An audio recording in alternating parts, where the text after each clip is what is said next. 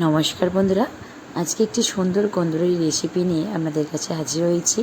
আশা রাখছি এই রেসিপিটি পাতে পড়লে কিন্তু আর অন্য কোনো দিকে তাকাতে ইচ্ছা করবে না। একটু অন্য স্টাইল, একটু নতুনভাবে করার চেষ্টা করেছি। জানি না কাদের হয়তো জানা আছে, তো জানা থাকলে অবশ্যই কমেন্টে জানাবেন যে আমার রেসিপিটি খেতে কেমন লাগে। আর যাদের কাছে এই রেসিপিটি একদমই অচেনা তাদের কাছে আমি গ্যারেন্টি দিয়ে বলছি যে রেসিপিটি কিন্তু সত্যি একদম দুর্দান্ত খেতে। সব সময় তো মাছ মাংস খেতে ইচ্ছা করে না, তাই বাড়িতে এরকম কিন্তু চেনা সবজি থাকলে মনে হয় যে না সেই চেনাই রান্না করতে হবে, তার জন্য কিন্তু খেতেও ইচ্ছা করে না। কিন্তু এই চেনা সবজিগুলি যখন একটু অজানাভাবে রান্না করা হয় তখন কিন্তু খেতে কিন্তু বেশ ভারী মজা লাগে। তো চলুন তাহলে দেখাই যে কতটা মজারভাবে এই রেসিপিটি কত সুন্দরভাবে আর সহজভাবে আমি বানিয়ে ফেলেছি। তো চলুন আপনাদেরকে সঙ্গে তাহলে শেয়ার করি। তার আগে এই যে দেখাচ্ছি যে এত সুন্দর টেস্টি আর লুকসটা ঠিক কতটা এসেছে সুন্দরভাবে। আর এই কন্দুরিটা যেহেতু একদমই একটা নরম সবজি, মানে সেদ্ধ হতে বেশিক্ষণ সময় লাগে না, তার জন্য কিন্তু আপনাদের হাতে বেশি সময় না থাকলেই এই রেসিপিটি অবশ্যই বানিয়ে একবার বাড়িতে খেয়ে নেবেন।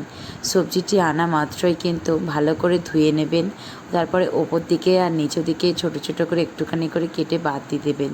দিয়ে একটা তরুলিকে 4 ফালি মতন কেটে নিয়েছি, কিন্তু পুরোপুরিভাবে কাটি না, সেটাই আপনাদেরকে দেখাচ্ছি। 4টে কিন্তু ভাগ করেছি, কিন্তু নিচের দিকটা করে অনেকটা করে ধর রেখে দিয়েছি। তো এইভাবেই কাটবেন আর গোটাই রেখে দেবেন, তাতে কিন্তু দেখতেও খুব ভালো লাগবে। আর এই যে ক্যারি পাতা নিয়েছি, ক্যারি পাতাটা আপনাদের ওখানে যদি পাওয়া যায় তো ক্যারি পাতাটা স্কিপ করতে পারেন, যেহেতু ক্যারি পাতা আমাদের দেশেতে অনেক জায়গাতে কিন্তু মার্কেটে, সব মার্কেটে অ্যাভেলেবেল থাকে না। তো যারা পেয়ে যাবেন তারা তো সোনায় সোহাগা, তাহলে তো খুবই ভালো হয়। প্রথমে রিফাইন অয়েলেতেই এতে রেসিপিটা করবেন, চাইলে সরষের তেল করতে পারেন, তবে বেটার রিফাইন অয়েলেতেই ভালো হবে।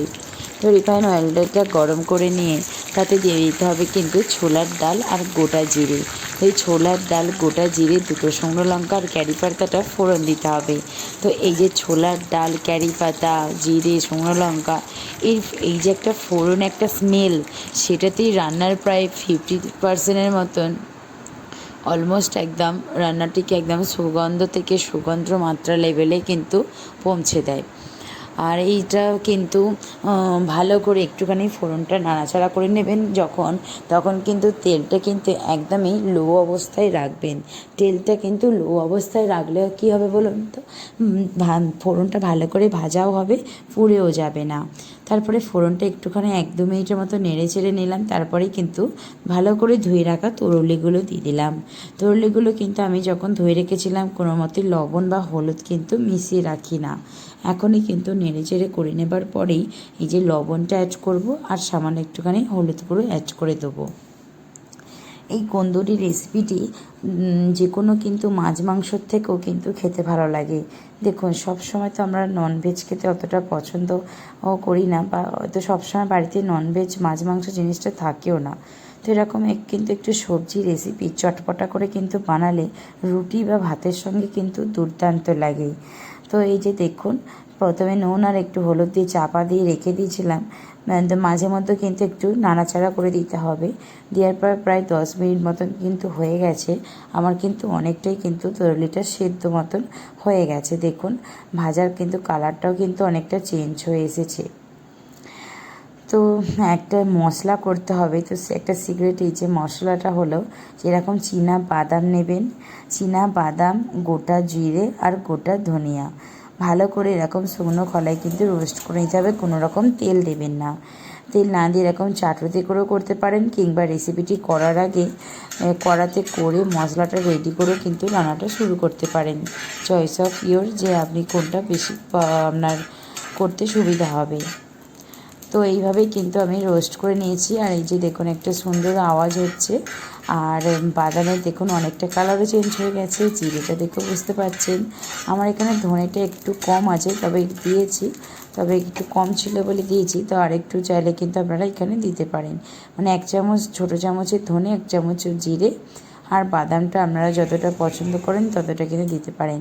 আমার এখানে বাদামটা খেতে, এই রেসিপিটিতে বাদামটা একটু বেশি দিলেই ভালো লাগে।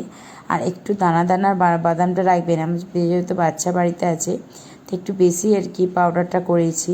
চাইলে আপনারা কিন্তু একটু দানা দানা মতন টাইপের রাখবেন, বা হামাল দিস্তি যদি ছোট থাকে তাতে ভালো করে কিন্তু থেসে নেবেন, সেইটা করলেও কিন্তু খুবই আরও ভালো হয় মিক্সারের থেকেও। তো এইখানে এই পর্যায়ে কিন্তু এসে পুরোটা কিন্তু মশলা একদম মিশিয়ে দিলাম। মিশিয়ে দেওয়ার পর কোনো কিছু দেবার দরকার নেই, ধনে পাতারও দেবার দরকার নেই, কারণ ধনে পাতা দিলে এর একটা আলাদা স্মেল এসে যাবে ধনে পাতার। আমি চাইছি যে শুধুমাত্র এই যে বাদাম যে যাতে শেষে যে মশলাটা দিলাম বাদাম জিরে আর ধনিয়া, এই যেন সেন্টটাই থাকে রেসিপিটির মধ্যে। তাই জন্য এর পরে আর কিচ্ছু মেশাবার দরকার নেই, আপনাদেরকেও বলবো এই অবস্থায় ছেড়ে দিন, গ্যাসের ফ্লেমটা সঙ্গে সঙ্গেই বন্ধ করে দিন।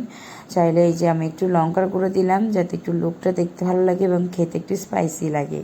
তো চাইলে কিন্তু বাচ্চারা যদি জন্য খায়, ঝাল না যদি পছন্দ করেন তো দেবেন না, এরপরেই কিন্তু একদম চাপা দিয়ে রেখে দেবেন। গ্যাসের ফ্লেমটা কিন্তু বারবার বললাম যে গ্যাসের ফ্লেমটা কিন্তু এই মশলাটা দেওয়ার পরেই অফ করে দেবেন।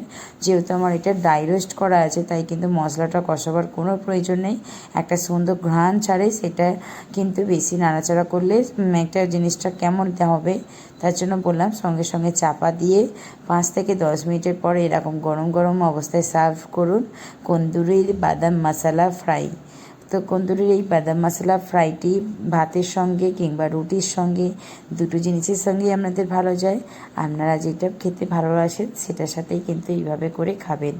অবশ্য শুধুমুখী বাচ্চাদের কাছে কিন্তু এই রেসিপিটি একটি চটপটা স্ন্যাক্স হিসাবেও কিন্তু খুব পছন্দ। বাচ্চাদের কাছে এইভাবে যদি সবজি রেসিপি করে আপনি খাওয়ান, সেটা কিন্তু খুব দেখতেই পেলেন হেলদি এবং কিন্তু খেতেও খুব ভালো লাগে। তো কন্দুরি একটি সবজি উপকারিতার রেসিপি। তো আপনাদের কাছে কেমন লাগলো তা কমেন্টে জানাবেন, আর সাবস্ক্রাইব করে থাকবেন পাশে।